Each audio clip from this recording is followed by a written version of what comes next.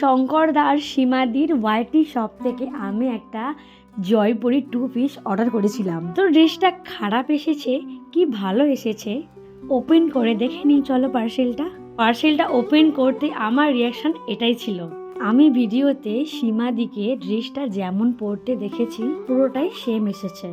যখন ড্রেসটা আমি প্যাকেট থেকে বের করলাম তারপর হাতে নিয়েই দেখলাম এটা পুরো পিওর কটন ছিল আর একদম সফট ছিল।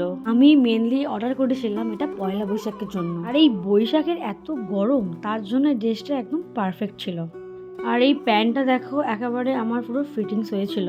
প্যান্টটা তো দেখা হয়ে গেল, চলো এবার ড্রেসটা দেখা যাক কতটা পরিমাণে সুন্দর এসছে। দেখো রেড আর হোয়াইটের কম্বিনেশন, আমি আর ওয়েট করতে পারছি না, চলো পরে নিই।